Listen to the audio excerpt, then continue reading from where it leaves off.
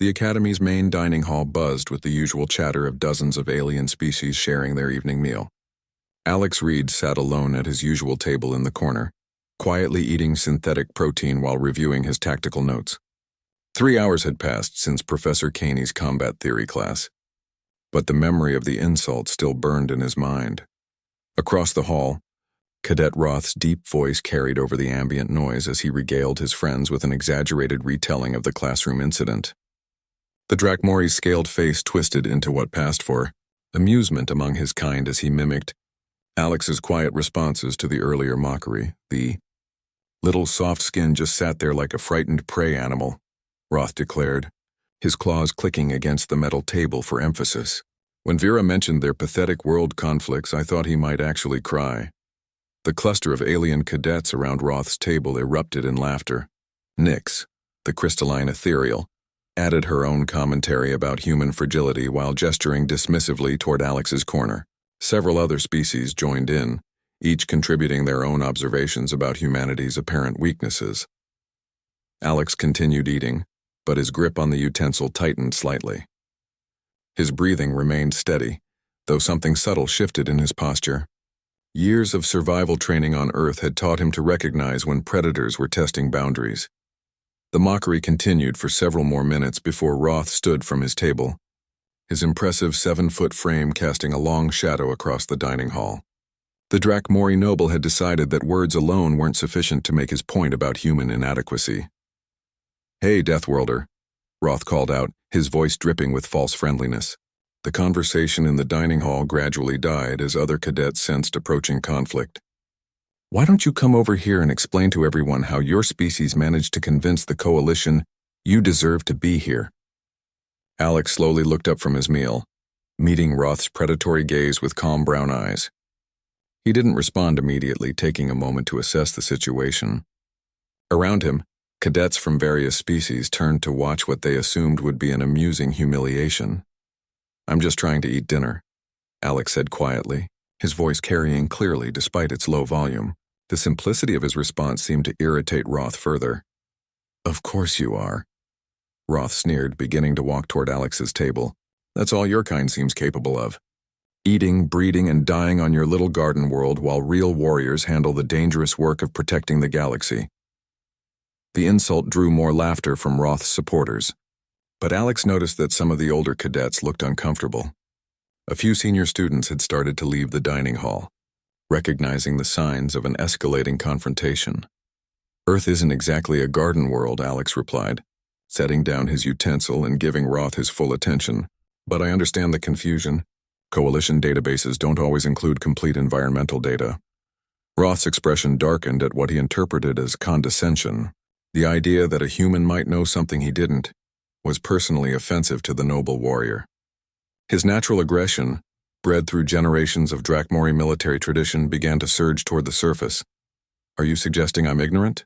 Roth demanded, stopping directly in front of Alex's table.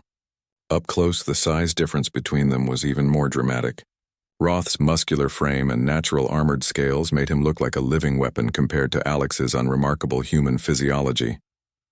"Not ignorant," Alex said calmly, slowly standing from his chair. Even at his full height, he barely reached Roth's shoulder. "Just working with incomplete information. It's not your fault the Coalition classified most data about Earth as restricted." The mention of restricted information caused murmurs throughout the dining hall. Several cadets exchanged glances, wondering what secrets might be hidden about humanity's homeworld. Roth, however, was too focused on the perceived slight to consider the implications. "Restricted or not, everyone can see what humans really are," Roth declared, his voice rising. "Soft, weak, slow, and completely unsuited for real combat. Your people probably wet themselves the first time they encountered actual predators." Alex's expression didn't change, but those watching carefully might have noticed his pupils dilate slightly. His hands remained relaxed at his sides, showing no obvious signs of preparation for violence. To most observers, he looked like a student trying to avoid confrontation. "Would you like to test that theory?" Alex asked quietly. The simple question cut through Roth's building rage like a blade. The Drakmori had expected pleading, fear, or attempts at diplomatic resolution.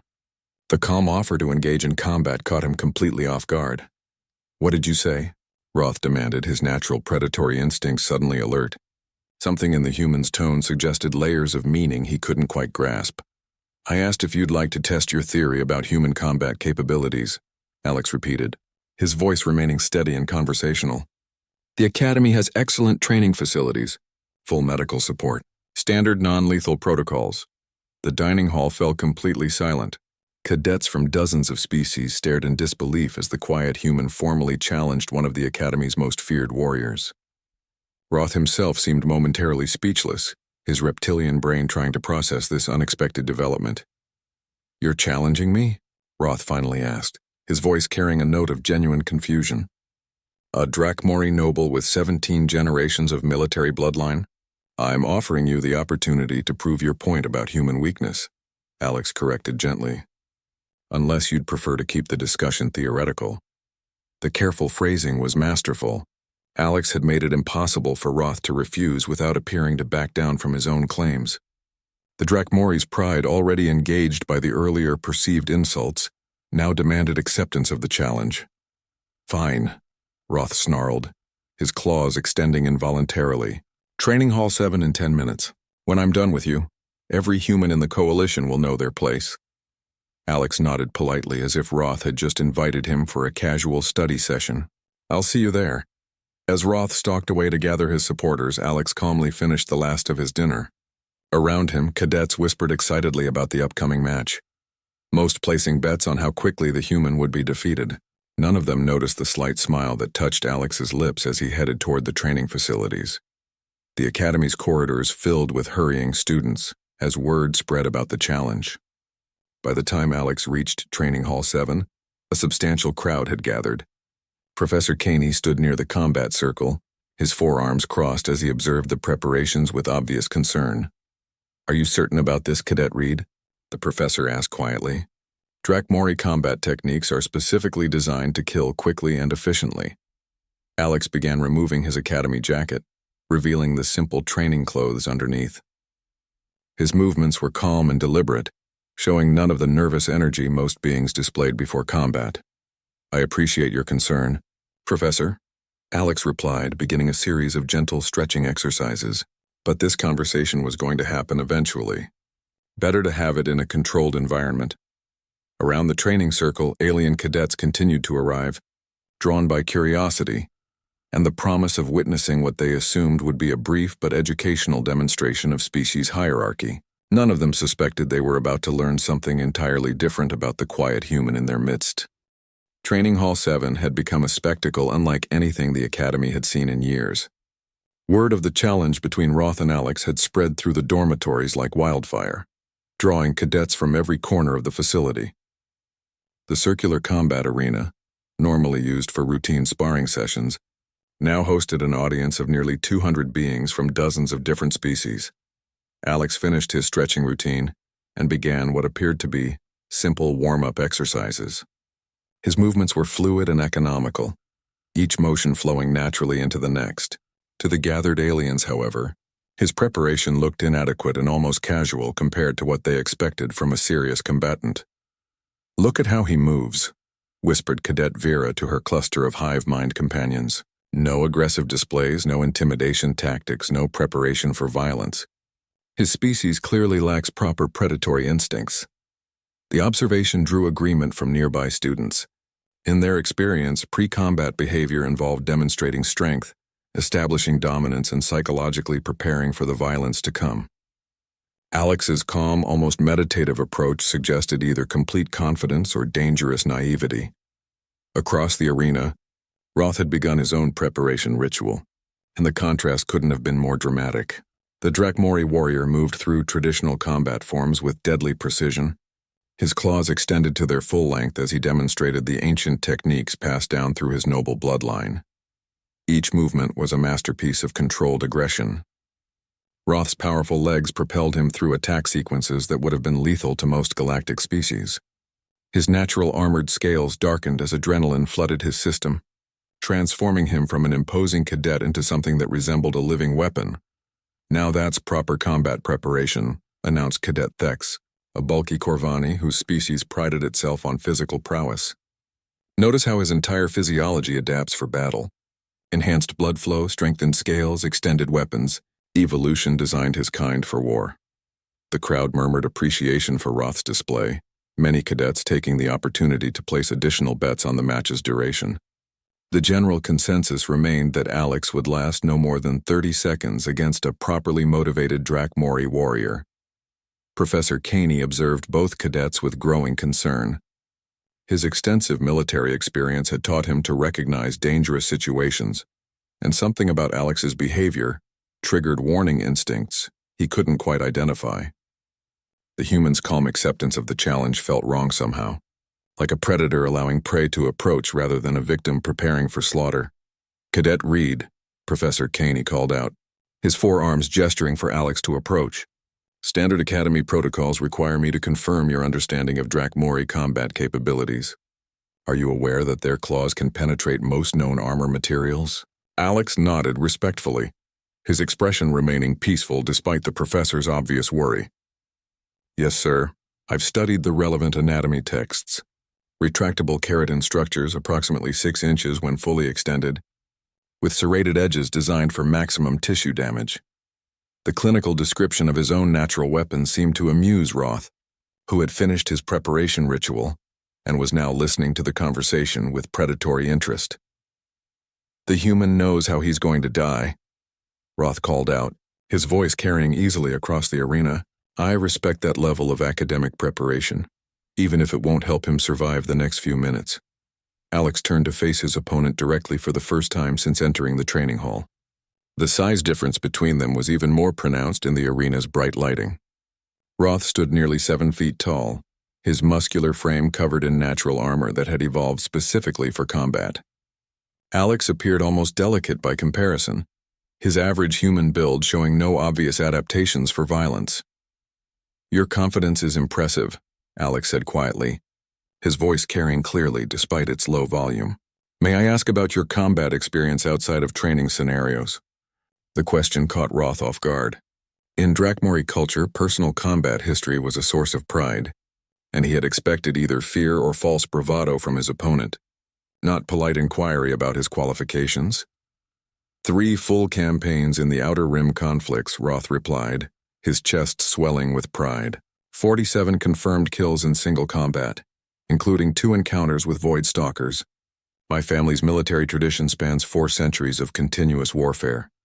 The impressive statistics drew appreciative sounds from the crowd. Several cadets who had been questioning the wisdom of the match now felt reassured that they would witness a proper demonstration of martial prowess rather than simple bullying. Alex nodded thoughtfully, as if filing away interesting academic information. "That's quite impressive. Real combat experience is invaluable for developing proper reflexes and tactical thinking." "And your experience?" Roth demanded, expecting either silence or an admission of complete inexperience that would justify the upcoming violence. "Earth had some conflicts before we joined the coalition," Alex replied vaguely, beginning to remove his training shoes. "Nothing on the scale of proper interstellar warfare, of course. Just local predator management and resource disputes." The dismissive way he described human conflicts drew laughter from many observers. The idea that predator management could prepare anyone for combat against a trained Drakmori warrior seemed absurd to beings who understood galactic military realities. "Predator management," Roth repeated, his voice thick with amusement. "You're comparing pest control to actual warfare. No wonder your species needed coalition intervention to achieve space travel." Alex shrugged, seemingly unbothered by the mockery.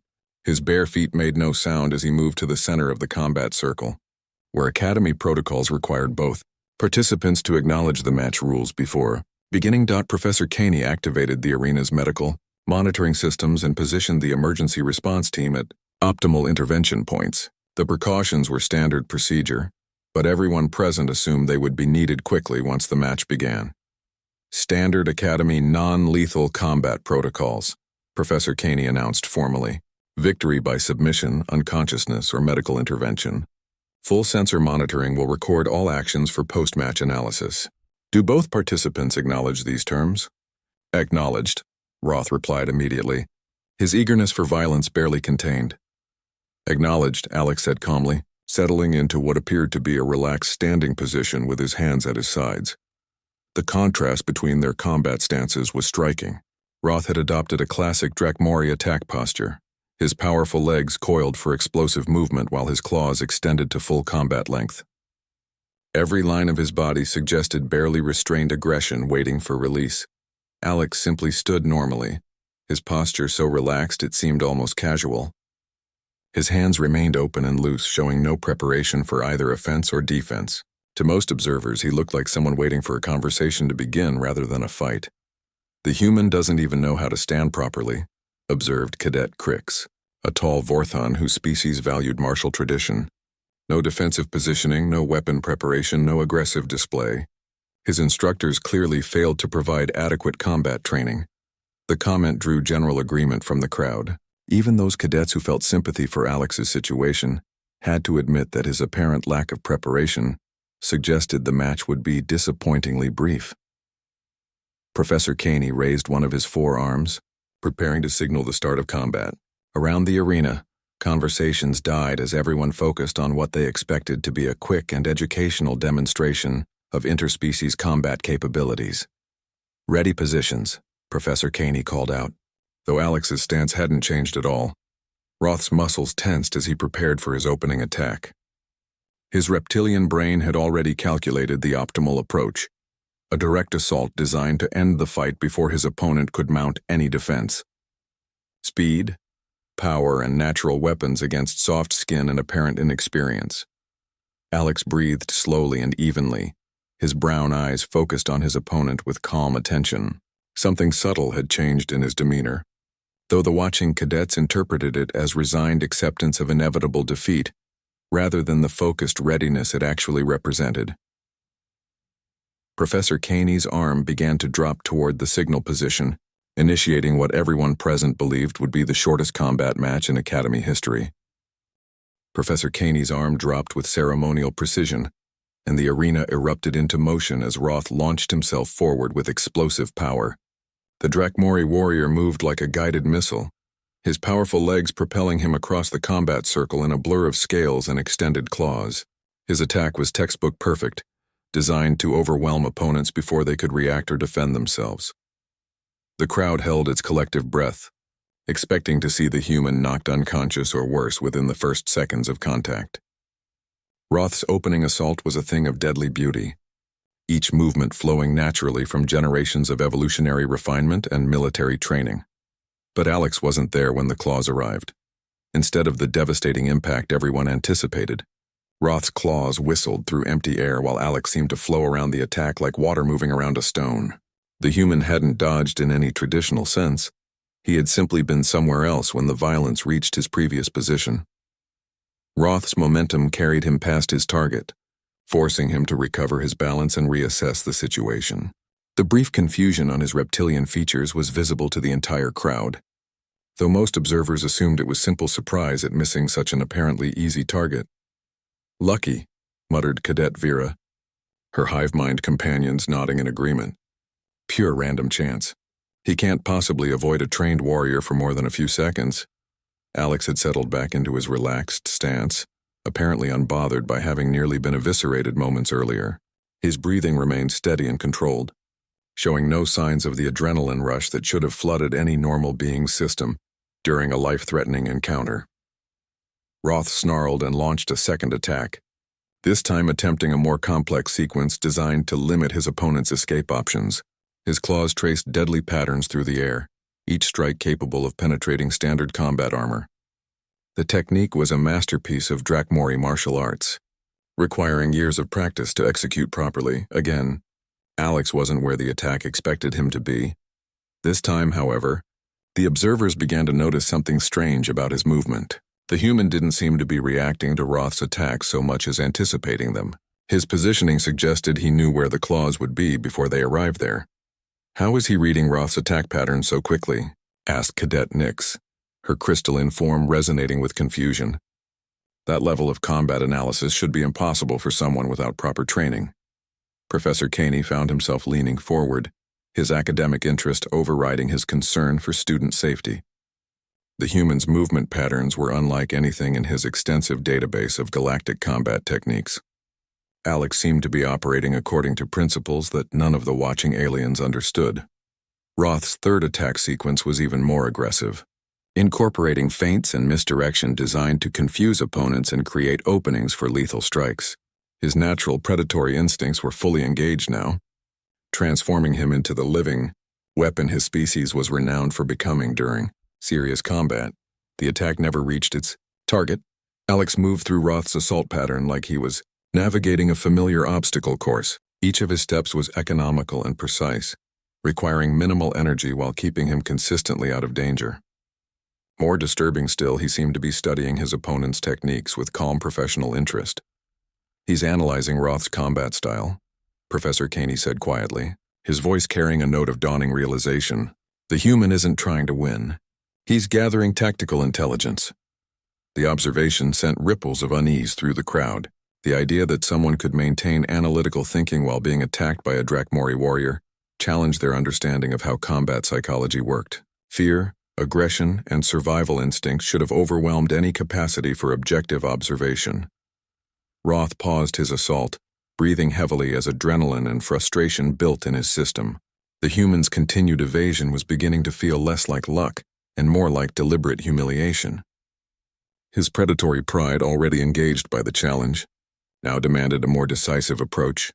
"Stop running and fight me properly," Roth demanded, his voice carrying the distinctive harmonics that Drakmori used to intimidate prey species. The sound had been known to paralyze smaller beings with instinctive terror. Alex tilted his head slightly, as if considering the request with genuine curiosity. "I'm not running," he said calmly. "I'm observing. Your technique is quite impressive, by the way." The third sequence showed excellent integration of multiple attack vectors. The clinical commentary on his own assault patterns infuriated Roth beyond rational thought. The idea that his ancestral combat techniques were being evaluated like an academic exercise struck at the core of his warrior identity. With a roar that echoed off the training hall's walls, Roth launched his most devastating attack sequence. This wasn't the controlled demonstration of earlier exchanges. This was a Drakmori warrior fighting for his life and his honor. Every movement was designed for maximum lethality, incorporating the full range of his species' natural advantages. For the first time since the match began, Alex moved with something approaching urgency. His evasive patterns became more complex, requiring genuine effort to maintain safe distances from the whirlwind of claws and scaled fury, pursuing him around the combat circle. But he was still analyzing. "Interesting," Alex murmured, just loud enough for the crowd to hear. "Emotional state affects technique consistency. The rage improves power output but reduces precision by approximately 12%. The casual observation, delivered while dodging lethal attacks, sent a chill through the watching aliens. They were beginning to realize that the quiet human possessed capabilities that their understanding of galactic biology couldn't explain. Roth's assault reached its crescendo with a perfectly executed finishing move that should have ended the match decisively. His claws converged on Alex's position from multiple angles simultaneously, creating an attack pattern that no known evasion technique could counter. Alex stepped forward instead of away. The movement was so unexpected that it took a moment for observers to understand what had happened. Instead of trying to escape the attack, the human had moved into the narrow gap between Roth's converging claws, placing himself inside the Drakmori's guard where the deadly weapons couldn't reach him. From that position, Alex reached out with one hand and gently tapped Roth's wrist with his fingertips. The touch was so light it barely constituted contact, more like someone getting another person's attention than any form of combat technique. But the effect was immediate and dramatic. Roth's entire right arm went limp, his claws retracting involuntarily as neural signals failed to reach their intended destinations. The arena fell completely silent as Roth stared at his unresponsive limb in shock and confusion. The paralysis was temporary. Sensation and control were already beginning to return, but the psychological impact was devastating. A human had not only survived his best attacks, but had demonstrated the ability to disable his natural weapons with casual ease. "Pressure point manipulation," Professor Caney said quietly, his voice carrying clearly in the stunned silence. "The human has extensive knowledge of Drakmori neural pathways." Alex stepped back to his previous position, his demeanor remaining calm and almost apologetic. "Sorry about that," he said gently. "I wanted to test whether Earth's anatomical databases were accurate. The neural cluster is exactly where our medical texts indicated it would be." The clinical explanation was somehow more unsettling than any display of aggression would have been. The crowd was beginning to understand that they weren't watching a fight between species with different physical capabilities. They were witnessing a systematic demonstration of superior tactical knowledge. Roth flexed his recovered arm, testing its restored function while staring at his opponent with a mixture of confusion and growing wariness. For the first time since the challenge began, doubt crept into his predatory confidence. The quiet human was still studying him with those calm brown eyes, and Roth was beginning to suspect that the match wasn't going according to anyone's expectations. The temporary paralysis of Roth's arm had shattered the crowd's confidence in their predictions, but most observers still believed the match would follow expected patterns. A lucky strike was one thing. Sustained combat against a Drakmori warrior was entirely different. The alien cadets settled back to watch what they assumed would be Roth's inevitable recovery and victory. Roth himself had moved beyond surprise into cold fury. The casual way Alex had disabled his weapon arm felt like a personal insult that demanded immediate and devastating response. His reptilian brain processed the humiliation as a challenge to his genetic superiority, triggering deeper combat instincts that few beings had ever witnessed. "You want to see real Drakmori combat capability?" Roth hissed, his scales darkening to their deepest shade as his body prepared for maximum violence. "I was holding back before. Playing with you. Now you get to experience what my ancestors did to entire worlds." Alex nodded politely as if receiving interesting lecture material. "I'd appreciate the opportunity to observe your species' full combat potential. Our databases have significant gaps in that area." The response pushed Roth past rational thought and into the berserker state that made Drakmori warriors legendary throughout the galaxy. His muscles bulged as blood flow increased, his natural armor thickened, and his claws extended beyond their normal limits. When he moved this time, it was with speed that blurred the line between biological motion and mechanical precision. Alex flowed away from the renewed assault, but the observing cadets began to notice something that sent chills down their various spines. The human wasn't breathing hard despite constant movement. His skin showed no signs of stress or perspiration that should have accompanied life-threatening exertion. Most unsettling of all, his pupils had dilated and something predatory had crept into his previously calm demeanor. "Look at his eyes," whispered Cadet Crix, her Vorthan sensory organs detecting changes that other species missed. "They're tracking multiple threat vectors simultaneously. How is that possible without enhanced neural processing?" Professor Caney activated his personal recording device, recognizing that the class was witnessing something unprecedented in Academy history. His military experience included encounters with dozens of species during extreme stress situations, but he had never seen anything quite like the human's response pattern. "Enhanced pattern recognition," he murmured, speaking more to himself than to anyone else. "Improved reaction time, elevated pain tolerance, classic Deathworld adaptations. But the degree of enhancement is beyond anything in our xenobiology texts." When Roth managed to land a glancing blow that would have sent most beings to the medical bay, Alex barely registered the impact. The strike that should have broken ribs or caused internal bleeding seemed to bounce off him like he was wearing invisible armor. More disturbing still, he actually smiled after taking the hit, not from confidence, but from what appeared to be genuine appreciation of the combat experience. "Thank you," Alex said quietly, examining the shallow cut on his arm where Roth's claw had connected. "I've been wondering about Drakmori striking power. The Academy's theoretical calculations were close, but practical testing is always more informative." The casual analysis of his own injury horrified the watching aliens. Pain was supposed to impair cognitive function, not enable academic observation. The human's apparent immunity to normal psychological responses suggested adaptations that challenged their understanding of biological possibilities.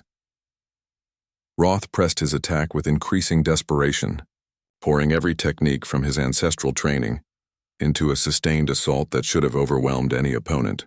His claws carved patterns in the air that represented centuries of evolutionary refinement and military tradition, each strike backed by the full power of a predator species at the peak of physical capability. Alex continued to evade with fluid efficiency, But now his movements carried a different quality. Where his earlier positioning had been purely defensive, he was now beginning to circle his opponent with the patient confidence of a persistence hunter. The change was subtle but unmistakable to anyone with genuine combat experience. "He stopped retreating," Professor Caney observed, his voice tight with growing concern. "The human has shifted to stalking behavior. I recommend immediate match termination for safety reasons. But Academy protocols required clear evidence of medical emergency before intervention was permitted, and neither combatant was showing signs of serious injury." The crowd watched in growing fascination as the dynamics of the match continued to evolve in unexpected directions. Alex began to demonstrate capabilities that the observing aliens had never imagined possible in a garden world species.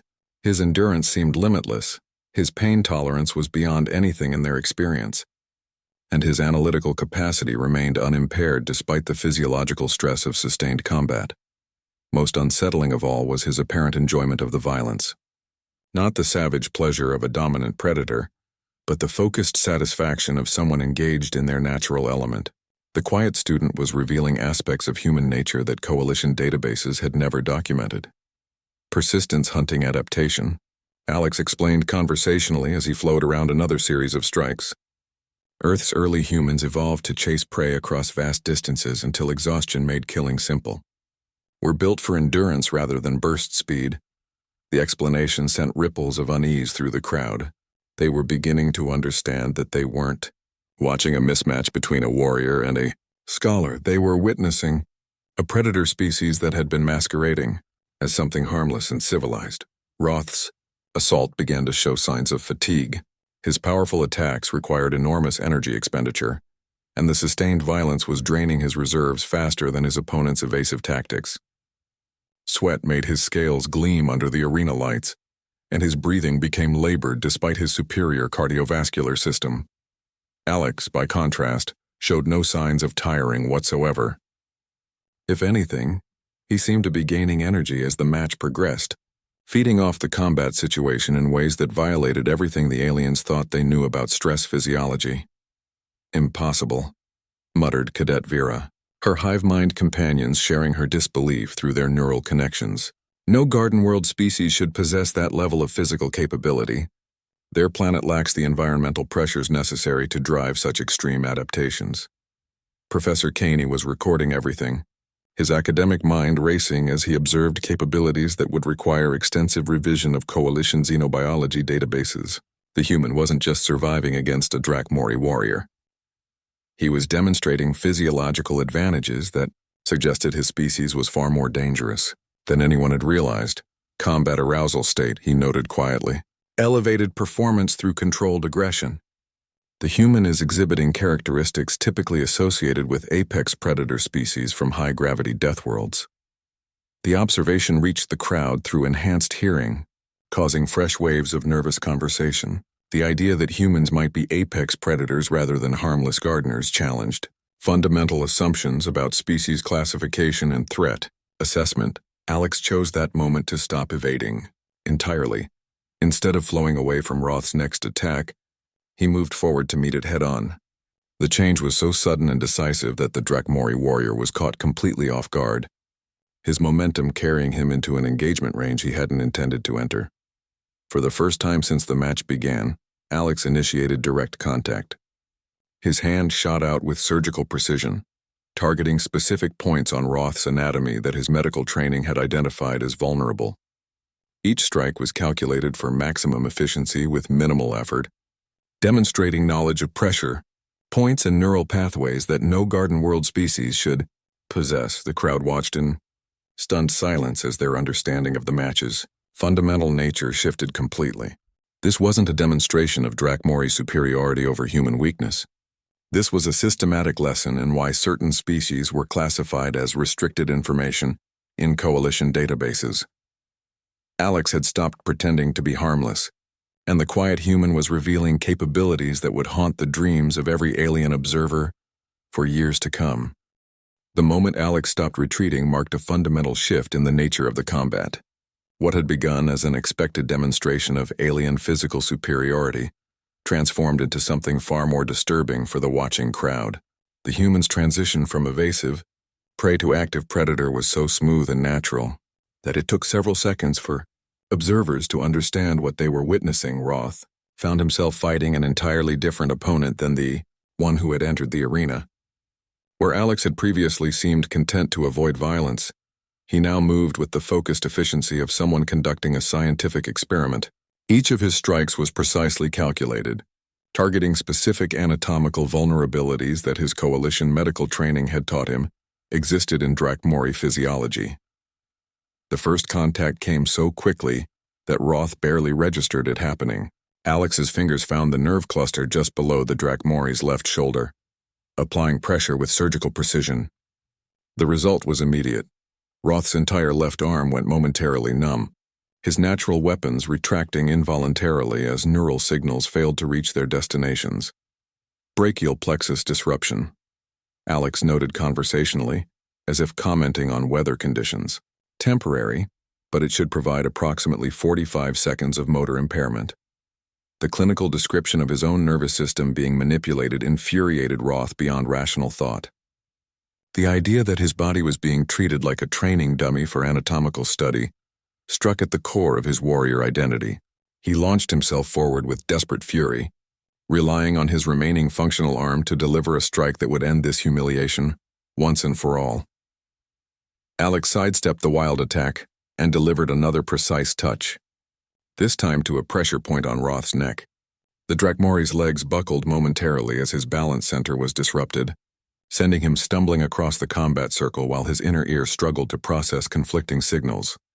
Vestibular interference, Alex explained to the horrified crowd, his voice maintaining the same calm tone he might use during a medical lecture.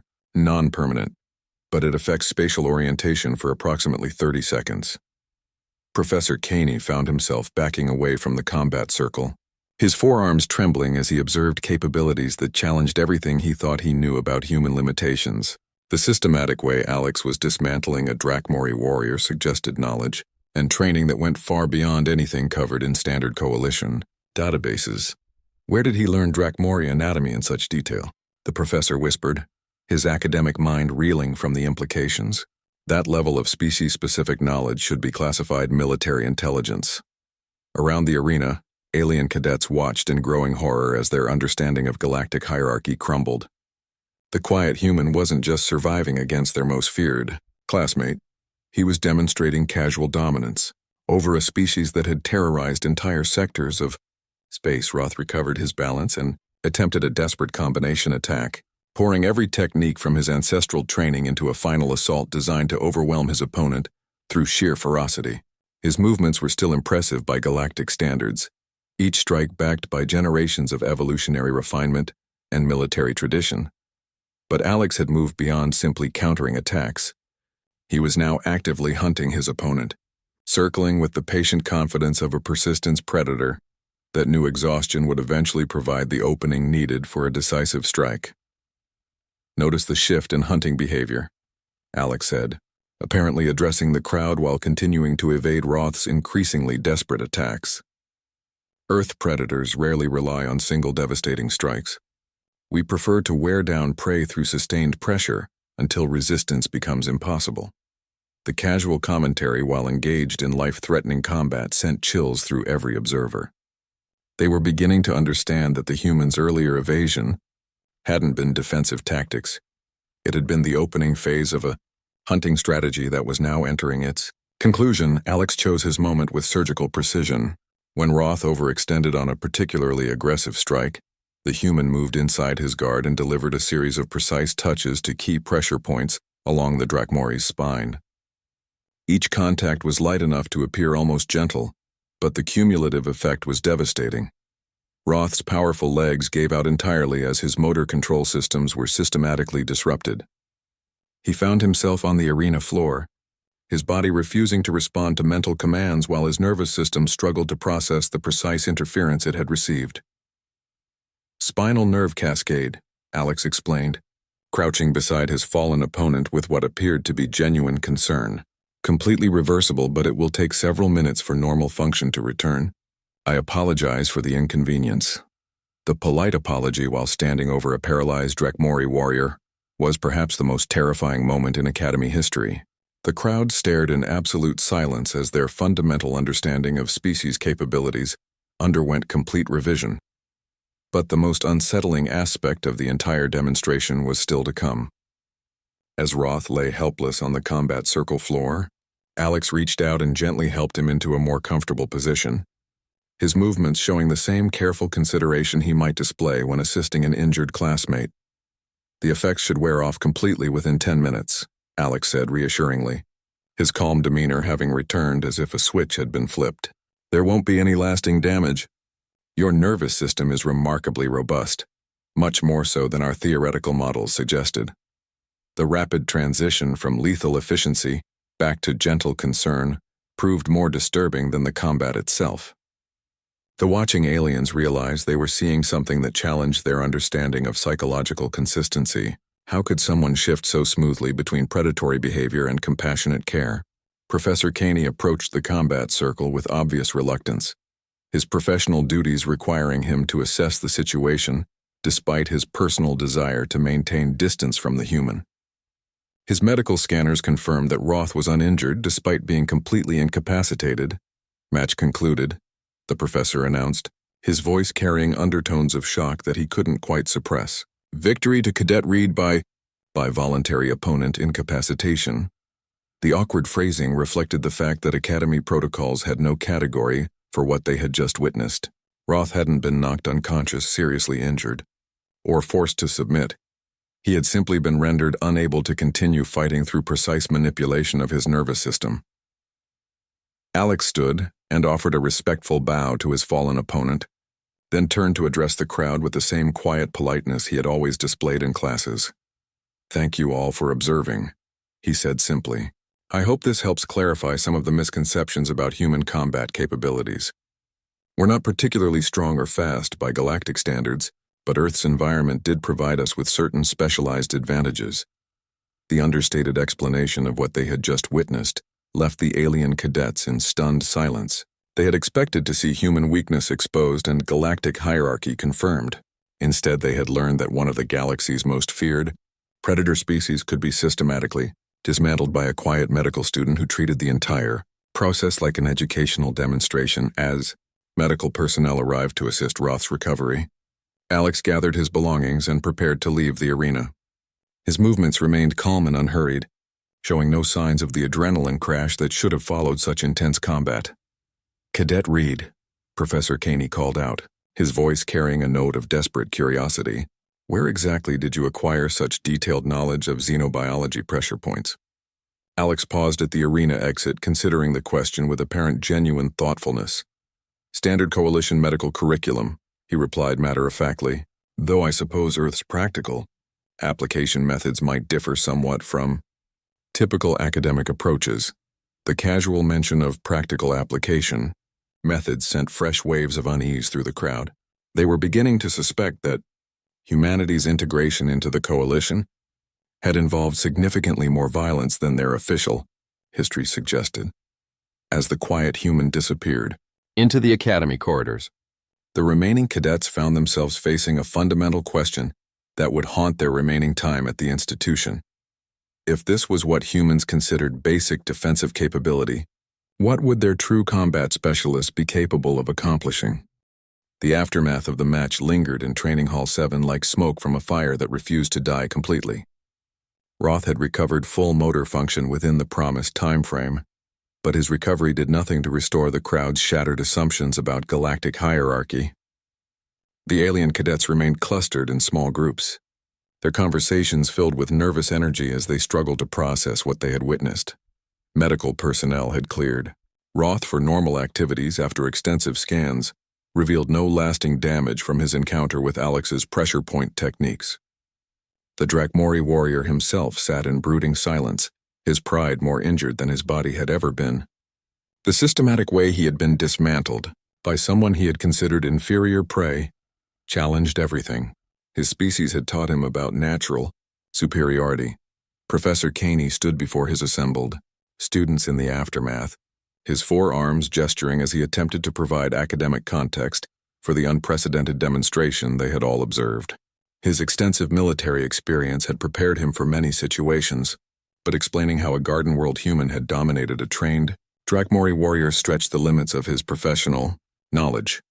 What you witness today represents a fundamental misunderstanding of human classification, Professor Caney began, his voice carrying the careful neutrality he used when discussing politically sensitive topics. Coalition databases have historically categorized Earth as a Class 7 garden world, but recent intelligence suggests that designation may have been incomplete. The diplomatic phrasing drew murmurs from the crowd. Cadets who had built their entire understanding of galactic politics on species hierarchy were being forced to confront the possibility that their information had been deliberately misleading. Incomplete how? Asked Cadet Vera, her hive mind companions sharing her confusion through their neural links. Garden worlds are defined by low environmental stress and minimal predator pressure. How could Earth be misclassified so drastically? Professor Caney activated the hall's holographic display, showing a three-dimensional model of Earth's surface geography. The image looked deceptively peaceful from orbital perspective, its blue oceans and green continents suggesting the kind of stable environment that typically produced harmless herbivorous species. Initial surveys focused on climate stability and resource abundance, the professor explained, highlighting various continental regions. Earth scored favorably in categories like atmospheric composition, water availability, and temperature regulation. However, the surveys apparently missed several critical factors that influence evolutionary pressure. The display zoomed in to show Earth's surface in greater detail, revealing geographical features that told a very different story about environmental challenges: mountain ranges that scrape the sky, ocean trenches deeper than most species' homeworlds, and weather patterns that could reshape entire landscapes within hours. Tectonic activity occurring on a scale rarely seen in garden worlds, Professor Caney noted, highlighting seismic zones and volcanic regions, extreme climate variations ranging from Arctic conditions to desert environments, ocean systems capable of generating storms with winds exceeding 300 kilometers per hour. Each new detail painted a picture of a world that challenged survival on a fundamental level. The alien students began to understand that Earth's surface beauty concealed environmental pressures that would have driven most species to extinction within a few generations. But the most significant factor appears to be the predator ecosystem. The professor continued, his tone growing more serious. Earth supports an unusually high concentration of apex predators relative to available prey species. This created evolutionary pressure that favored persistence hunting, tool use, and cooperative pack behavior. The holographic display showed various Earth predators in action, from the patient stalking of large cats to the coordinated hunting strategies of pack wolves. The alien cadets watched in growing unease as they realized these creatures shared fundamental behavioral patterns with the quiet human, who had just dismantled their most feared classmate. Persistence hunting, repeated Cadet Nix, her crystalline form resonating with dawning understanding. That's what Reed was doing to Roth, wearing him down through sustained pressure until resistance became impossible. Professor Caney nodded gravely, his academic demeanor unable to completely mask his personal concern about the implications of their new knowledge. Human evolutionary history indicates approximately 2 million years of continuous predator pressure, he explained. Their ancestors survived by developing capabilities that allowed them to hunt creatures significantly larger and more physically powerful than themselves. The numbers sent chills through the assembled students. 2 million years of evolutionary refinement focused specifically on predator behavior was beyond anything in their previous experience. Most galactic species had achieved dominance through specialized advantages like natural armor, telepathic abilities, or environmental adaptation. Humans had apparently evolved to hunt anything that moved. This explains the anatomical knowledge, observed Cadet Crix, her Vortan sensory organs still processing the memory of Alex's systematic dismantling of Drakmori combat capability. If their ancestors hunted diverse species, they would have developed extensive understanding of biological vulnerabilities across multiple evolutionary lines. The observation drew uncomfortable agreement from the crowd. They were beginning to understand that humanity's medical and biological databases weren't just academic collections. They were hunting manuals refined through millennia of practical application. The Coalition's decision to restrict Earth-related information becomes more Understandable in this context, Professor Caney said carefully. Knowledge of human capabilities could destabilize existing political structures if it became widely available. The diplomatic understatement couldn't hide the terrifying implications.